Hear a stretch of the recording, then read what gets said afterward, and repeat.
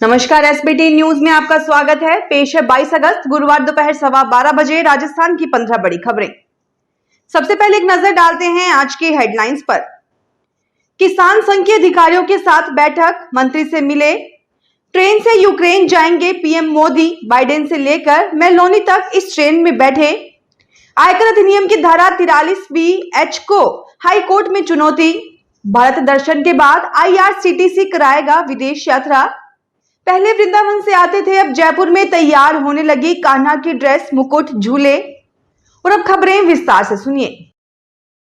राजस्थान के बिजली वितरण निगमों के बिजली प्रबंधन में फेल होने से कृषि कनेक्शनों व बिजली सप्लाई को लेकर किसानों की चिंता बढ़ गई है।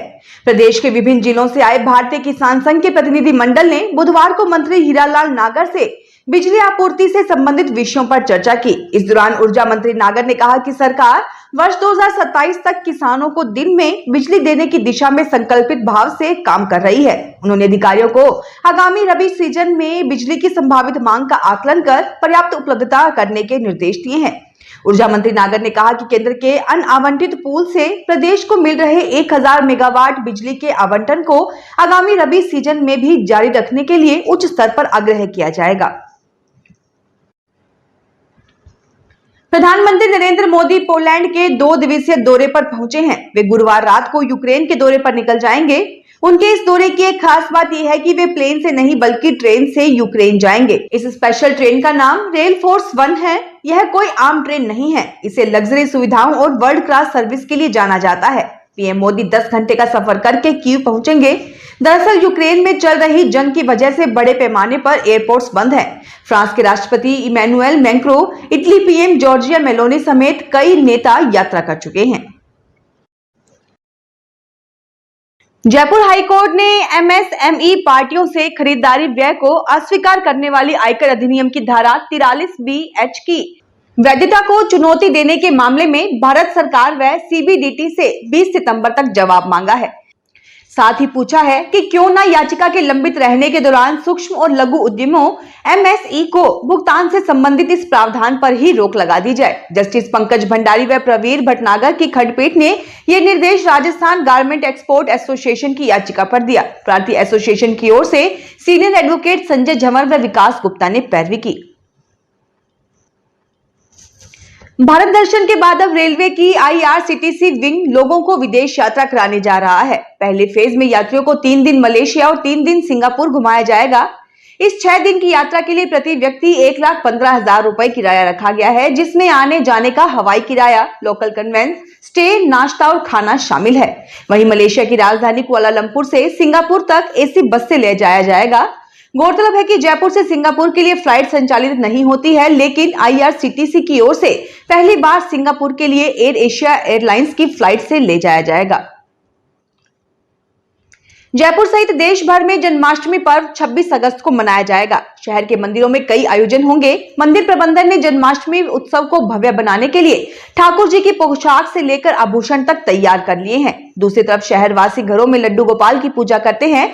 बाजारों में कन्हैया की पोशाक, सिंहासन पालने, उनके स्वरूप, मुकुट, खिलौने, बांसुरी, मालाएं, लटकन, ज्वेलरी सहित इत्र की भरमार है। वहीं मणिहारी, कटला, गोविंद देव जी मंदिर के बाहर मार्केट, सोडाला चौराहा, मालवीय नगर तथा गोनेर रोड पर कई दुकानदारों ने कान्हा की पोशाक, डिजाइनर बांसुरी व झूले बनाने के ऑर्डर तक लेने शुरू कर दिए हैं, ताकि लोगों की डिमांड के अनुसार कान्हा जी के आभूषण व पोशाक तैयार करवाई जा सके। पति से अलग रहने वाली महिला ने गुजारे भत्ते के तौर पर हर महीने 6,16,000 रुपए की मांग की है। कर्नाटक हाई कोर्ट में महिला के वकील ने ये मांग पत्र रखा तो जज भड़क गई। उन्होंने कहा कि यदि महिला को इतनी बड़ी रकम खर्च का बहुत ज्यादा शौक है तो वह खुद भी कमा सकती है। इस केस की सुनवाई का वीडियो सोशल मीडिया पर भी वायरल है। महिला के वकील ने पूरे खर्च की डिटेल देते हुए बताया कि कहां वह हर महीने 6 लाख से ज्यादा की रकम खर्च करना चाहती है। इसके अलावा यह रकम पति को देने के आदेश दिया जाए, क्योंकि उसकी कमाई अच्छी खासी है। पंजाब के राज्यपाल गुलाब चंद कटारिया ने कहा कि उदयपुर शहर में पुलिस अवैध हथियारों के खिलाफ कार्रवाई करे, जिसके पास अवैध हथियार है उनसे सरेंडर करवाए। उन्होंने कहा कि उदयपुर शहर में 15 से 20 दिन का समय दीजिए और उन्हें कहें कि जिसके पास अवैध हथियार है वे सरेंडर कर दें। कटारिया ने कहा कि स्कूल में कोई चाकू लेकर आएगा तो हमारी भी कोई जिम्मेदारी है। पंजाब के राज्यपाल उदयपुर के सरकारी स्कूल में चाकूबाजी में मारे गए छात्र की बुधवार को शोक सभा में शामिल हुए थे।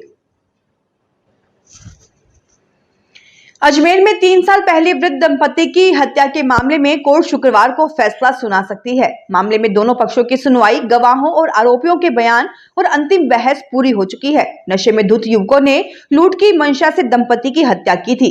पुलिस ने तीनों आरोपियों को 24 घंटे में गिरफ्तार कर लिया था। गुलाबबाड़ी क्षेत्र में मदन 85 वर्षीय, उनकी पत्नी मैना देवी 80 वर्षीय अपने पैतृक मकान में रहते थे। परचून की छोटी सी दुकान चलाकर अपना जीवन यापन कर रहे थे। नशेड़ी युवकों ने लूटने के उद्देश्य से उनकी हत्या कर दी। केंद्रीय वित्त मंत्री निर्मला सीतारमण गुरुवार को सुबह दिल्ली से प्रस्थान कर 11:20 पर डबोक एयरपोर्ट पहुंचेंगी। दोपहर 12:30 पर regional rural bank west and central की समीक्षा बैठक करेंगी। इसके बाद अपराह्न 3:30 बजे एयरपोर्ट रोड स्थित स्मॉल इंडस्ट्री डेवलपमेंट बैंक कार्यालय का निरीक्षण करेंगी तथा सुखेर औद्योगिक क्षेत्र पहुंचकर हवेली मार्बल प्राइवेट लिमिटेड का अवलोकन करेंगी। केंद्रीय मंत्री का शाम 5 बजे मार्बल भवन में मार्बल क्लस्टर से जुड़ी MSME यूनिट संचालकों से संवाद कार्यक्रम होगा। जयपुर की एक सोसाइटी के 6 घरों के लॉक तोड़कर चोरी की वारदात को अंजाम देने का मामला सामने आया है। नकाबपोश 4 बदमाशों ने महज 2 घंटे में लाखों रुपए के गहने और कैश चोरी कर लिए। वारदात के समय रक्षाबंधन पर्व पर परिवार अपने गांव गया हुआ था। बुधवार को चोरी का पता चलने पर मुहाना थाने में शिकायत दर्ज करवाई। पुलिस कॉलोनी में लगे सीसीटीवी फुटेज में कैद हुए बदमाशों की तलाश कर रही है। पुलिस ने बताया कि अपना बंगलो सोसाइटी के कई परिवार रक्षाबंधन पर अपने अपने गांव गए थे। बदमाश सभी मकानों के मेन गेट का लॉक तोड़कर अंदर घुसे थे। भारत निर्वाचन आयोग एवं राज्य निर्वाचन विभाग के निर्देश पर दौसा जिले में मतदाता सूचियों में नए नाम जोड़ने, संशोधन करने तथा विसंगतियां दूर करने के लिए BLO घर घर जाएंगे। विशेष संक्षिप्त पुनरीक्षण कार्यक्रम मंगलवार से शुरू हो गया है। यह अभियान 18 अक्टूबर तक जारी रहेगा। उप जिला निर्वाचन अधिकारी सुमित्रा पारिक ने बताया कि अभियान के दौरान मतदाता सूची एवं पहचान पत्रों, एपिक कार्ड्स में त्रुटियों के संशोधन के साथ ही नए नाम जोड़े जाएंगे। इनमें नाम, पते और फोटो के आधार पर मतदाता सूचियों में दोहरी प्रविष्टियों को हटाया जाएगा। श्री सांवलिया सेठ मित्र मंडल और नगर वासियों के सहयोग से इटावा में श्री सांवलिया सेठ का भव्य झूला महोत्सव और नगर भ्रमण आयोजित किया जाएगा। यह आयोजन शुक्रवार को मंडी प्रांगण में होगा। इस महोत्सव में मंडफिया से मुख्य पुजारी भगवान दास जी महाराज और हिमांशु जी महाराज दोपहर 12 बजे श्री सांवलिया सेठ जी की शोभा यात्रा के साथ नगर भ्रमण पर निकलेंगे। यह शोभा यात्रा अखाड़ा बालाजी से सुखनी नदी तक बैंड बाजों और कच्ची घोड़ी के साथ निकलेगी, जिसमें कॉमेडियन अटरू वाले फूफा जी गोपाल जी सोलंकी भी मुख्य आकर्षण होंगे। रात 8 बजे झूला महोत्सव होगा।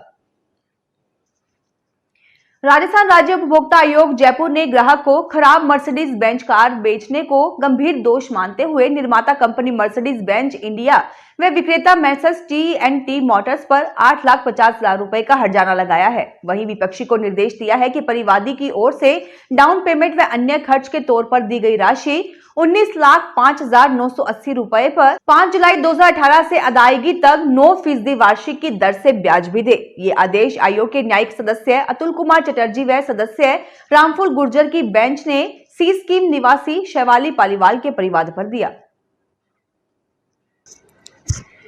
केंद्र सरकार ने यूपीएससी में लेटरल एंट्री पर अपने फैसले को वापस ले लिया है। इसमें विपक्ष का आक्रोश जरूर कम हुआ है, लेकिन तेलंगाना कैडर की एक महिला IAS अधिकारी समिता सभरवाल ने इस मामले पर हैरानी जताते हुए अपने विचार सोशल मीडिया प्लेटफॉर्म X पर साझा किए हैं। उन्होंने लेटरल एंट्री को वापस लेने के सरकार के कदम पर हैरानी जताई है। उन्होंने यह भी कहा कि नौकरशाहों को उनकी सेवा के 10वें वर्ष के बाद विशिष्ट डोमेन में विशेषज्ञता हासिल करने का विकल्प दिया जाना चाहिए। खराब प्रदर्शन करने वालों को 15 साल बाद रिटायर कर देना चाहिए। राजस्थान के भूजल व जलदाय मंत्री कन्हैया लाल चौधरी ने दावा किया है कि अटल भूजल योजना से राजस्थान जल के क्षेत्र में आत्मनिर्भर बनेगा। उन्होंने कहा कि किसी भी राज्य की अर्थव्यवस्था और विकास जल की उपलब्धता पर निर्भर करता है। नवीन उद्योगों की स्थापना भी जल की उपलब्धता वाले राज्यों में अधिक होती है। सरकार की भूजल को लेकर नवीन नीतियों और कार्यों का ही परिणाम है कि अटल भूजल योजना में अब हमारा प्रदेश 7वें स्थान से तीसरे स्थान पर आ गया है। फिलहाल इस बुलेटिन में इतना ही, फिर हाजिर होंगे और बड़ी खबरों के साथ।